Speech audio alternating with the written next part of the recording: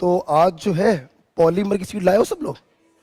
तो पॉलीमर की सीट में पेज नंबर 26, तो पेज नंबर 26 पे तो ये मैं पहली बार वीडियो बना रहा हूँ यूट्यूब पर, और ये मजबूरी में बनाना पड़ रहा है। इसका मुझे कोई रोल नज़र नहीं आ रहा है, लेकिन कुछ 2-4 चैप्टर्स हैं छोटे छोटे जो मैं बना ले रहा हूँ। लाइक पॉलीमर दे दूंगा, मैं ड्रग्स बता दूंगा, मैं बायोमोलिक्यूल पढ़ा दूंगा, और मैं बायोमोलिक्यूल हो गया, पॉलीमर हो गया, ड्रग्स हो गया, प्यूरिफिकेशन क्या हो गया, प्यूरिफिकेशन।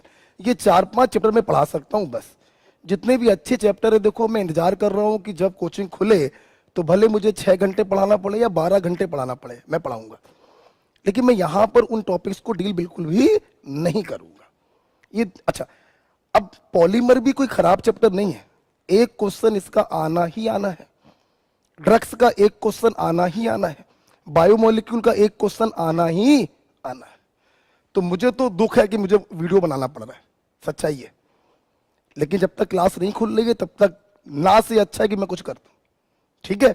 तो ये लेक्चर सिर्फ उन्हीं बच्चों के लिए है जिनके पास मेरी ये सीट है। जब आप मुझसे पढ़ो तो ये सीट आपके सामने होनी चाहिए, ठीक है। तो चलो पॉलीमर स्टार्ट करते हैं।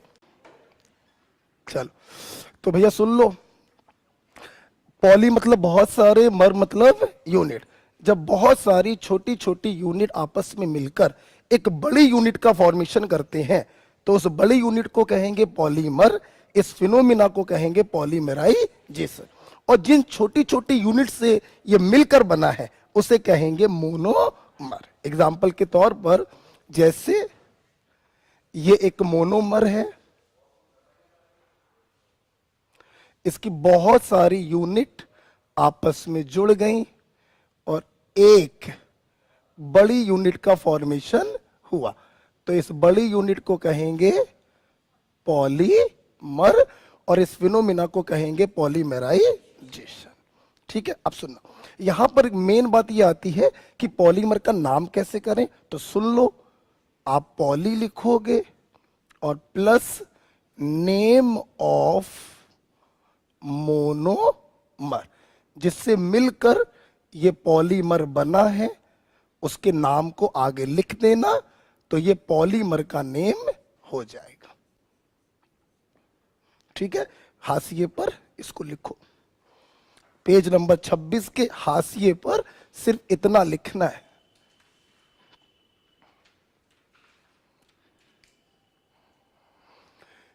जब बहुत सारी छोटी छोटी यूनिट आपस में मिलकर एक बड़ी यूनिट का फॉर्मेशन करते हैं तो इस फिनोमिना को कहते हैं पॉलीमराइजेशन।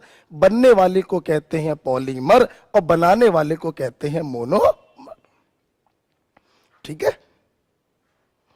पॉलीमर का नाम कैसे लिखोगे बताओ? पॉली लिखोगे और नेम ऑफ मोनोमर,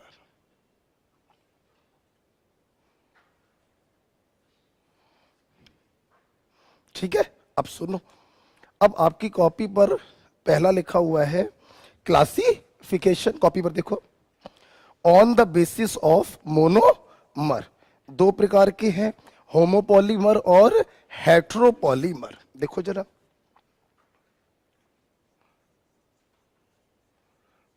होमोपॉलीमर और दूसरा बोलो हेट्रोपॉलीमर।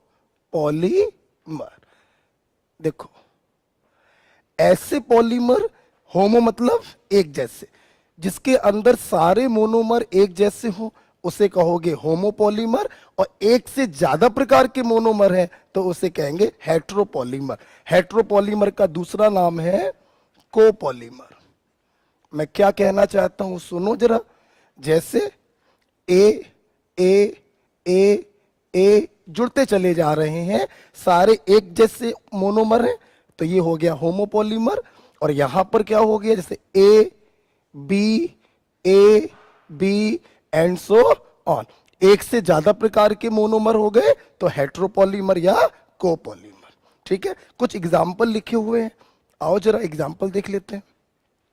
तो बेटा फटाफट बताओ, पॉलीमर एक हाई मॉलिक्यूलर वेट मॉलिक्यूल होगा जिसके अंदर बहुत सारे छोटे छोटे मोनोमर होंगे।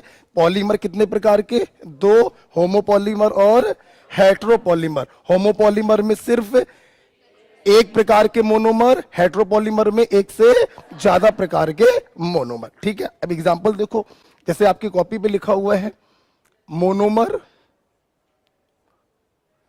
कुछ एग्जांपल्स देख लेते हैं, एक दो करके दिखा रहे हैं। जैसे व्हाट इज दिस? एथिलीन, बताओ यार। अब एथिलीन के बहुत सारे मॉलिक्यूल मैं जोड़ने जा रहा हूं और पॉलीमर बनाऊंगा। तो कैसे जोड़ेंगे? सुनना बेटा, पाई बॉन्ड ब्रेक हुआ, दोनों कार्बनों की वैलेंसी फ्री हो गई और इस फ्री वैलेंसी से आपस में जुड़ते चले जाएंगे। जैसे समथिंग लाइक दिस, एक वैलेंसी इसकी फ्री हुई, एक वैलेंसी इसकी फ्री हुई और इस फ्री वैलेंसी से ये जुड़ते चले जाएंगे, तो होल एन, ये तुम्हारा क्या बन गया? पॉलीमर। अब बात आई कि इसका नाम कैसे लिखा जाए, तो क्या लिखा तुमने बताओ? पॉली लिखा प्लस एथिलीन, तो पॉली एथिलीन भी कह सकते हो और इन शॉर्ट पॉलीथीन भी कह सकते हैं। ठीक है, यूजेस भी तुम्हारी कॉपी पे लिखे हुए हैं, पढ़ो जरा, बताओ बेटा। प्लास्टिक बैग, थैला जिसको बैन लगा दिया गया आजकल, प्लास्टिक बैग क्या होता है? पॉलीएथिलीन होता है। स्क्यूज बॉटल, स्क्यूज बॉटल समझते हो? जैसे बोलो नहीं भाई, जैसे चाउमीन खाने जाते हैं तो बॉटल में जो सॉस भरा होता है तो दबाते हैं और सॉस बाहर निकलता है, तो स्क्यूज बॉटल। तो स्क्यूज बॉटल किसकी बनती है? पॉलीथीन की बनती है। एनसीईआरटी का पॉइंट है, स्क्यूज बॉटल इज द पॉलीमर। कौन सा पॉलीमर है? पॉलीएथिलीन या पॉलीथीन। किस आगे लिखा हुआ है? इलेक्ट्रिक वायर, ये जो इलेक्ट्रिक वायर होते हैं जो प्लास्टिक की कोटिंग करी जाती है वो भी क्या है? पॉलीथीन है। तो इस प्रकार से पॉलीथीन के तीन यूज लिखे हुए हैं, इलेक्ट्रिक वायर लिखा हुआ है, स्क्यूज बॉटल लिखी हुई है और प्लास्टिक बैग लिखे हैं। अब मेरी बात सुनना, ये जो पॉलीथीन है एनसीईआरटी में ये दो प्रकार की लिखी है, पहले मुझसे पढ़ लो, मैं 2 मिनट लगेगा मुझको रमने में। एक है एलडीपी और दूसरा लिखा हुआ है एचडीपी, लो डेंसिटी पॉलीएथिलीन और high density polyethylene. Low density polyethylene ये फॉलो करता है फ्री रेडिकल मैकेनिज्म को। लो डेंसिटी पॉलीएथिलीन ये ब्रांच्ड होता है। बेटा बताओ क्या होता है? ब्रांच्ड होता है और फ्री रेडिकल मैकेनिज्म को फॉलो करता है।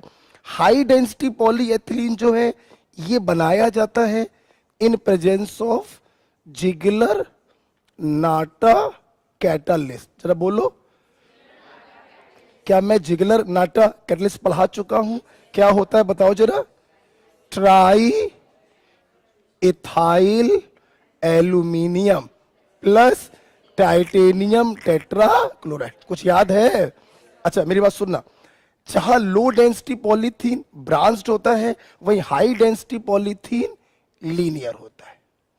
होते ये दोनों क्या है? यही मोनोमर क्या है? एथिलीन। डिफरेंस सिर्फ है मेथड ऑफ प्रिपरेशन में। ये फ्री रेडिकल मैकेनिज्म को फॉलो करता है, हाई टेम्परेचर हाई प्रेशर पे बनाया जाएगा और हाई डेंसिटी पॉलीएथिलीन जो है वो जिगलर नाटा कैटालिस्ट की उपस्थिति में बनाया जाएगा। वो ब्रांच्ड होगा और ये लीनियर होगा। ठीक है, कॉपी खोलो जरा, कॉपी खोलो। जहां पे लिखा है एलडीपी लिखा है उसके ऊपर तिरछा तिरछा लिखो ब्रांच्ड। जैसे मैं लिख रहा हूं वैसे लिखो। ठीक है, एचडीपी के ऊपर लिखो तिरछा तिरछा लिखो लीनियर। लिख लिया? जहां पे लिखा है LDP low density polyethylene, bracket के आगे लिख दो फ्री रेडिकल मैकेनिज्म, ब्रैकेट के आगे लिख दो फ्री रेडिकल मैकेनिज्म। ओके, अब जरा मेरी बात सुनना, अब जरा मेरी बात सुनना। एक एनसीईआरटी में एक पॉइंट लिखा हुआ है चेन ट्रांसफर एजेंट। क्या नाम लिखा हुआ है? Chain transfer agent. ध्यान से मेरी बात सुनो। Low density polyethylene free radical mechanism को फॉलो करता है और तुम्हें मालूम है, आपने रिएक्शन मैकेनिज्म में पढ़ा कि जितनी भी फ्री रेडिकल मैकेनिज्म होती हैं उनको बंद करने के लिए लास्ट स्टेप होता है चेन टर्मिनेटिंग स्टेप। होता है। तो वही किसी पॉलीमराइजेशन को टर्मिनेट करने के लिए हम इस्तेमाल करते हैं चेन ट्रांसफरिंग एजेंट। अब यार सवाल ये है, टर्मिनेट करना है तो चेन टर्मिनेटिंग एजेंट बोलो, ये चेन ट्रांसफर एजेंट क्यों बोल रहे हो? तो मैकेनिज्म तो मैं बताऊंगा नहीं, जरूरत नहीं उसकी, एक उदाहरण से समझा रहा हूं। जैसे क्या है, बहुत सारे बॉयज खड़े हैं, आपस में हाथ मिलाते जा रहे हैं, और बॉयज की चेन जो है वो लंबी होती चली जा रही है। एकदम से क्या हुआ, विकास पोरवाल आए और उन्होंने एक बॉय के हाथ को पकड़ा, तो यहीं से टीचर आ गया बीच में, पॉलीमराइजेशन क्या हो गया, बंद हो गया, और मैंने अपने दूसरे हाथ से गर्ल्स का हाथ पकड़ लिया और यहां से गर्ल्स का पॉलीमराइजेशन चालू हो गया। मतलब ये जो चेन ट्रांसफर एजेंट है, ये किसी एक चेन के पॉलीमराइजेशन को टर्मिनेट करते हैं और दूसरी चेन के पॉलीमराइजेशन को इनिशिएट करते हैं। इसीलिए इनको कहा जाता है चेन ट्रांसफर एजेंट। टर्मिनेट भी कर दिया और दूसरी चेन को इनिशिएट भी कर दिया। कहां पर यूज होंगे? Free radical mechanism. एम्स 2007 में क्वेश्चन पूछा गया था and the answer is CCl4। ठीक है, कहां लिखना वो मैं बताऊंगा। जहां पे एथिलीन लिखा हुआ है, एथिलीन लिखा हुआ है, तो एथिलीन के नीचे जगह खाली पड़ी हुई है, जो मैं बोलूंगा वो लिखोगे। ठीक है, यहां पे लिखो, इसके नीचे लिखना है, छोटा छोटा लिखो, चेन ट्रांसफर एजेंट ब्रैकेट में CCl4, they terminate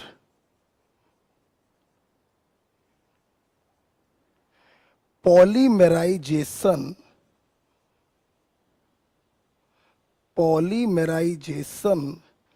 of one chain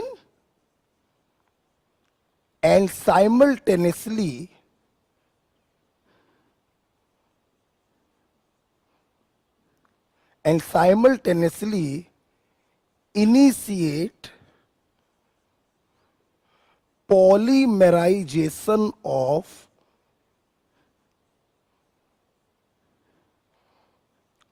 another chain।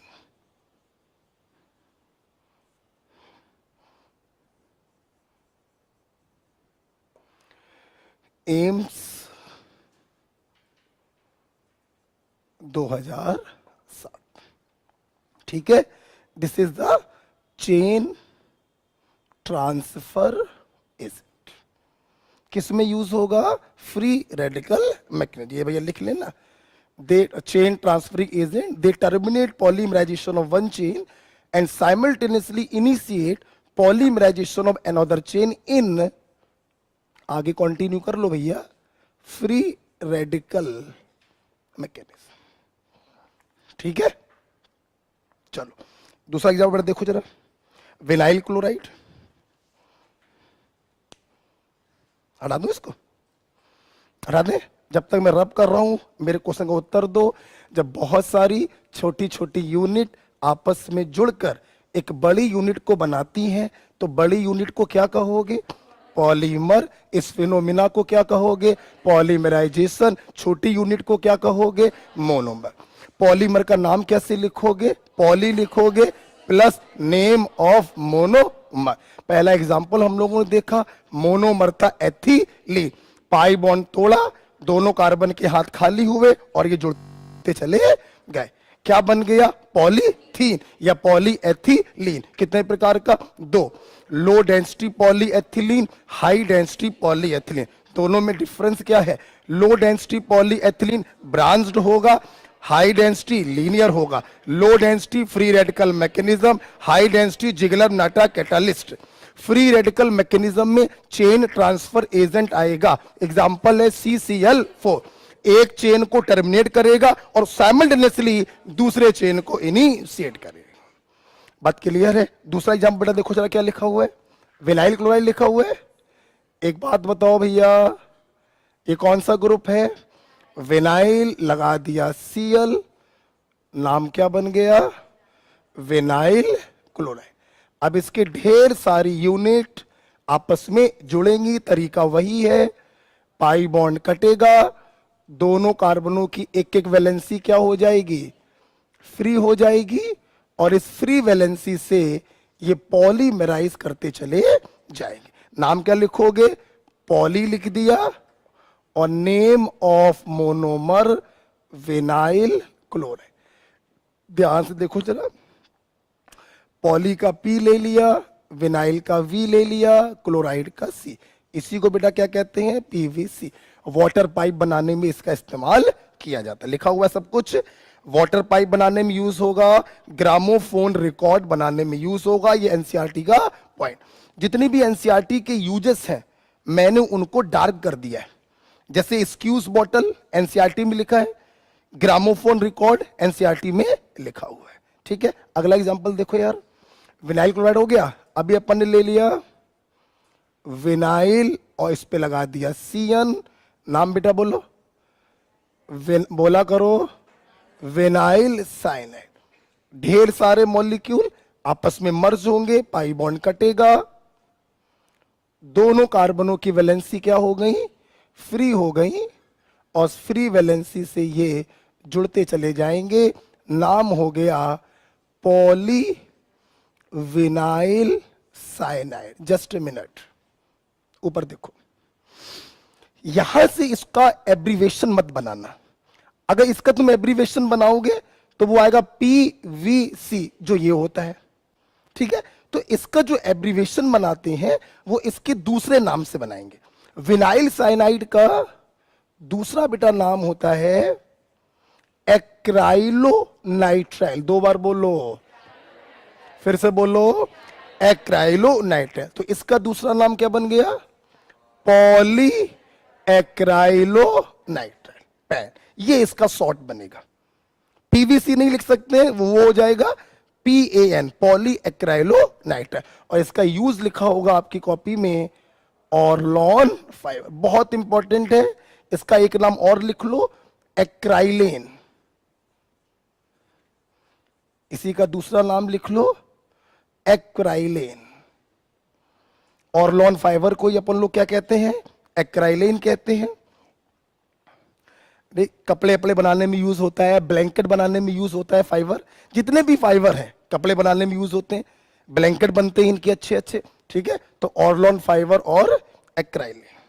Next, अगला एग्जाम्पल बताओ क्या लिखा हुआ है, टेट्राफ्लोरोएथिलीन। इधर देखो, चलो भाई इधर देखो, ये क्या है,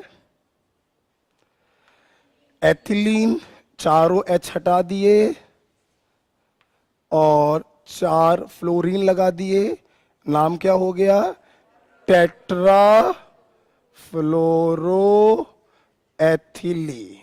ये हो गया मोनोमर। बताओ बेटा, इसके बहुत सारे यूनिट आपस में जुड़ेंगे, तरीका वही है, पाई बॉन्ड कटेगा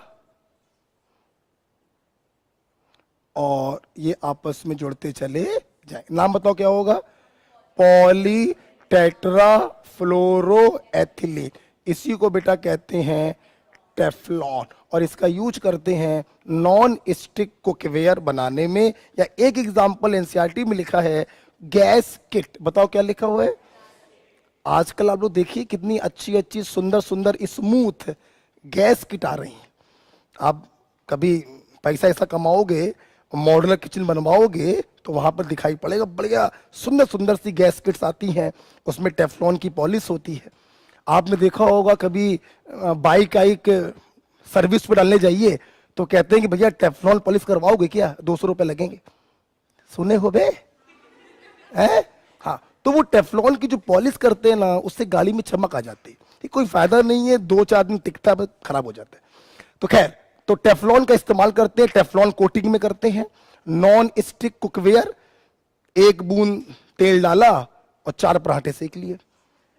क्यों? क्योंकि वो नॉन स्टिक कुकवेयर होता है, टेफ्लॉन की कोटिंग होती है। सेम चीज क्या है, गैस किट। ठीक है, तरीका देखो वही चल रहा है, चाहे एथिलीन हो, चाहे विनाइल क्लोराइड हो, चाहे एक्राइलो नाइट्राइल हो, चाहे टेट्राफ्लोरोएथिलीन, तरीका सब में वही हुआ। पाई बॉन्ड कटा, दोनों कार्बन के हाथ फ्री हुए और जुड़ते चले गए। Um right? फटाफट बोलो बेटा। Squeeze bottle, squeeze bottle, gas kit, water pipe, Orlon fibre, pan, Orlon fibre, एक्राइलेन,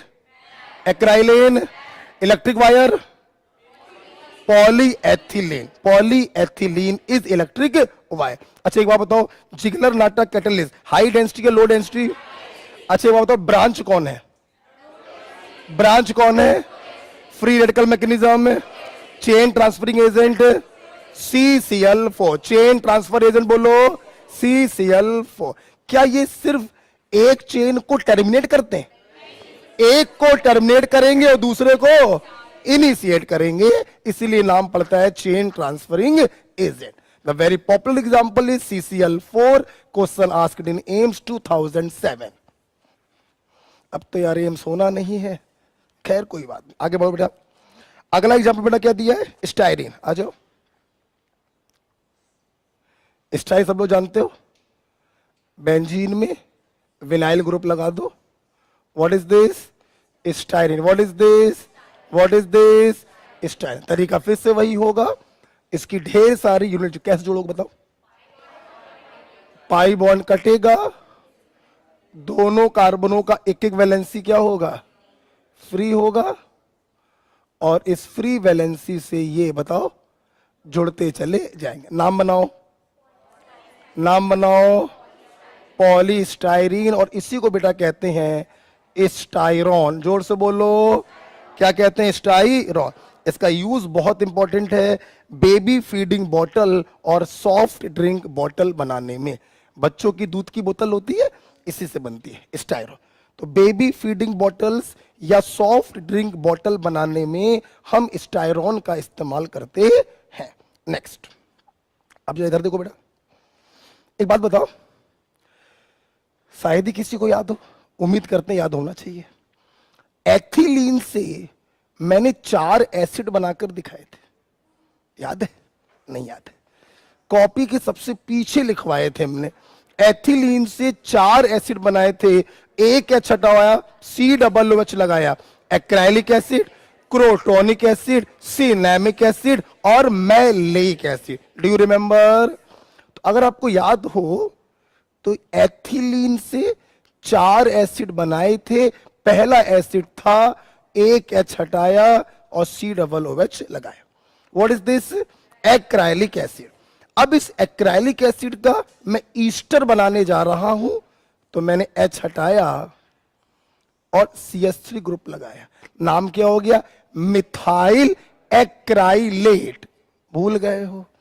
Easter का जर्नल नाम कैसे करते हैं? एसिड के जर्नल नाम से इक को हटाओ, 8 को लगाओ, तो इसका नाम हो गया मिथाइल एक्राइलेट। सहमत हो? अब ध्यान सुनना, मैंने क्या किया, इस मिथाइल एक्राइलेट में ये जो अल्फा कार्बन था फंक्शनल ग्रुप के बगल वाला, इसका एक H हटाकर एक सब्स्टिट्यूएंट लगा दिया मिथाइल, तो नाम बन गया मिथाइल मेथ एक्राइलेट। नाम बेटा बोलो क्या बना? मिथाइल मेथ एक्राइलेट, शॉर्ट में MMA। ठीक, अब ये हो गया मोनोमर, इसके ढेर सारी यूनिट आपस में जुड़ेंगी, तरीका वही है, पाई बॉन्ड कटेगा और जुड़ता चला। बनाकर दिखाएं? जरूरत तो नहीं है। नाम बताओ क्या बन गया? Poly methyl methacryl. इसी को कहते हैं हम लोग प्लेक्सी ग्लास। बोलो क्या कहते हैं? बोलो क्या कहते हैं? फिर से बोलो क्या कहते हैं? प्लेक्सी ग्लास कहते हैं, लूसाइड कहते हैं, पर्सपेक्स कहते हैं। सारे नाम बुकलेट में लिखे हुए, और इसका यूज करते हैं आई लेंस बनाने में। बेटा बोलो किस में? आई लेंस बनाने में। Is it clear? अच्छा मुझे एक बात बताओ, मैं अभी तक तुम लोगों को ये 6 एग्जाम्पल करा चुका हूं। इन 6 एग्जाम्पल में हमारे मोनोमर कितने थे? 1। उसी को पॉलीमराइज किया, तो they all are the example of homopolymer. किसके एग्जाम्पल है? आगे भी 2 लिखे हुए हैं, सुनो। देखो आगे जो दो एग्जाम्पल लिखे हैं, क्लोरोप्रीन और आइसोप्रीन, देखो बेटा मैं एक बात बताऊं, ये दोनों एग्जाम्पल मैं पढ़ाता हूं एल्काइन में। बेटा बताओ किसमें? एल्काइन। तो अभी फिलहाल चूंकि एल्काइन नहीं पढ़ा पाए हैं, दुर्भाग्यवश एल्काइन नहीं हो पाया है, रबर का जितना भी कॉन्सेप्ट होता है हम एल्काइन में पढ़ा देते हैं। क्यों पढ़ा देते हैं? एल्काइन में एक रिएक्शन आती है डाइमेराइजेशन। तो जब एसिटिलीन को डाइमराइज करके हम दिखाते हैं तो वहीं पर हम पूरा पढ़ा देते हैं रबर के बारे में। इसलिए यहां पर तुम लोग इनके फार्मूलों पर फोकस नहीं करोगे। किस पे फोकस नहीं करोगे? फार्मूलों पे। बस इतना समझ सकते हो कि क्लोरोप्रीन जब पॉलीमराइज होता है तो हमें प्राप्त होता है रबर नियोप्रीन। बेटा बोलो क्या प्राप्त होगा? Synthetic rubber. इसका इस्तेमाल करते हैं सिंथेटिक रबर में। बेटा आप अच्छे से जानते हो हम रट्टाफिकेशन पे काम नहीं करते हैं। मैं बिल्कुल नहीं चाहता कि तुम क्लोरोप्रीन का फार्मूला याद करो, जरूरत ही नहीं है ना।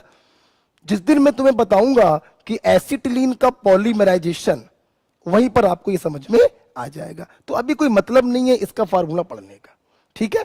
तो chloroprene is a monomer whose polymer is neoprene. Use बोलो रबर, सिंथेटिक बोलो ना बोलो, रबर पर्याप्त है, ठीक है? उसी प्रकार से बेटा एक होता है आइसोप्रीन। इसका भी फार्मूला मैं बिल्कुल नहीं चाहूंगा आप याद करें, ठीक है? अब ध्यान देना बेटा, आइसोप्रीन जब पॉलीमराइज होता है तो यहां पर हमें दो प्रकार की चीजें मिलती हैं। अगर आइसोप्रीन सिस है, सिस आइसोप्रीन का पॉलीमर आपने बनाया है तो यह कहलाता है नेचुरल रबर। बेटा बोलो क्या? बेटा बोलो क्या? Natural rubber. और अगर ट्रांस आइसोप्रीन है, तुमने ट्रांस आइसोप्रीन का पॉलीमर बनाया है तो यह कहलाता है आर्टिफिशियल रबर, गट्टा पारचा। बोलो जरा, बोलो जरा, ठीक है? तो एक बार हो जाए इसी बात पर। क्लोरोप्रीन मोनोमर, इसका पॉलीमर क्या है? Neoprene synthetic rubber. आइसोप्रीन दो प्रकार का, सिस और ट्रा। सिस आइसोप्रीन का पॉलीमर क्या है? नेचुरल रबर है। और ट्रांस आइसोप्रीन का पॉलीमर क्या है? आर्टिफिशियल रबर, गट्टा पर्च। यहीं पर एक कॉन्सेप्ट आता है वल्कुनाइजेशन का। बोलो किसका? हम एल्काइन में पढ़ाएंगे। किसे पढ़ाएंगे? एल्काइन, ठीक है? नेक्स्ट, ये सारे एग्जाम्पल किसे चल रहे हैं? होमोपॉलीमर के। अब आपकी सीट पर दो एग्जाम्पल लिखे हुए हैं हेट्रोपॉलीमर के। एक ब्यूना एस लिखा है, एक ब्यूना एन लिखा है। आ जाओ सुनो, जो भी लोग YouTube पे पढ़ेंगे सीट लेके जरूर बैठें, तभी समझ में आएगा, है ना? बिना सीट के काम नहीं हो पाएगा, ठीक? अब देखो जरा, एक पॉलीमर है ब्यूना एस, ये पॉलीमर है।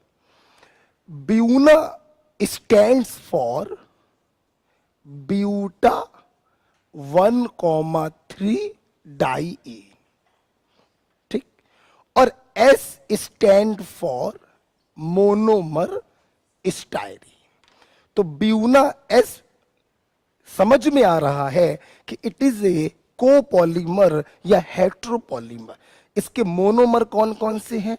ब्यूटा 1,3 डाईन है और स्टायरीन। क्लियर? इधर देखो जरा सब लोग, ये रहा ब्यूटा डाईन। नंबरिंग कहीं से भी कर लो, सिमेट्रिकल है, 1 2 3 4। और ये रहा स्टायरीन, ठीक? अब जरा देखना ध्यान से, ये अल्टरनेट फैशन में अरेंज होंगे। बेटा बोलो किस में अरेंज होंगे? अल्टरनेट।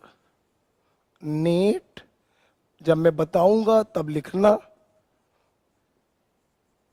अल्टरनेट फैशन में कैसे होंगे जरा देखो, जरा देखो, देखो। सिंपल पाई बॉन्ड कटेंगे, ऑल 6 कार्बन, एक वैलेंसी फ्री हो गया। इसने इससे हाथ मिला लिया, इसने इससे हाथ मिला लिया, तो फ्री वैलेंसी सिर्फ किसकी बची? टर्मिनल वालों की बची, और उन्हीं फ्री वैलेंसियों से ये अल्टरनेट फैशन में जुड़ते चले जाएंगे। तो अगर मैं ब्यूना एस का स्ट्रक्चर बनाऊं, इस पॉलीमर का स्ट्रक्चर बनाऊं, तो इधर देखो बेटा, ये वैलेंसी फ्री हुआ, बोलो, ये डबल हो गया, बोलो, इससे जुड़ जाएगा ये वाला कार्बन, बताओ बेटा, और इसकी वैलेंसी भी क्या हो गई? फ्री, और इस फ्री वैलेंसी से ये जुड़ते चले जाएंगे। This is Buena S. और आपको जान के खुशी होगी, Buena S is also good substituent of rubber. बहुत इंपॉर्टेंट है। एक पुरानी एनसीईआरटी खोल के कभी देखेंगे तो उसमें लिखा मिलेगा, इसका यूज करते हैं बबलगम बनाने में। बेटा बताओ क्या बनाने में? बबलगम बनाने में। एक लड़का ऐसे खड़ा था एनसीईआरटी में, वो ऐसे गुब्बारा फुला रहा था, ठीक है, बबलगम का गुब्बारा बनाते हैं ना हम लोग, वही। तो Buena S is a good substituent of rubber. Rubber हर उस चीज को कह सकते हो जो खिंच रहा है, जिसमें इलास्टिसिटी है, दैट इज रबर। आप देखिए, मैं फिर से रिवाइज करा रहा हूं, फटाफट बोलेंगे। क्लोरोप्रीन का पॉलीमर था नियोप्रीन, वो भी था सिंथेटिक रबर। सिस आइसोप्रीन का नेचुरल रबर, ट्रांस आइसोप्रीन का आर्टिफिशियल रबर, गट्टा पार्सा। और Buena S is also a type of rubber. इसका इस्तेमाल कर रहे हैं बबल गम। क्या चित्र बना हुआ है?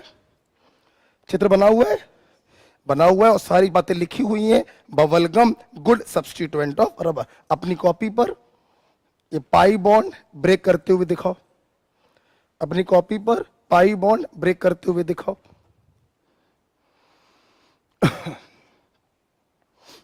ठीक, चल भाई, अगला आप तुम लोग करोगे जरा, ठीक है। ब्यूना एस मैंने सिखा दिया, अब बताना जरा। अगला एग्जांपल लिखा हुआ है Buna N. Buna means buta 1,3 diene, और एन का मतलब है एक्राइलोनाइट्राइल। बढ़िया, acrylonitrile, that is vinyl cyanide. Vinyl बनाकर दिखाइए, इसका पॉलीमर बनाकर दिखाओ, पॉलीमर।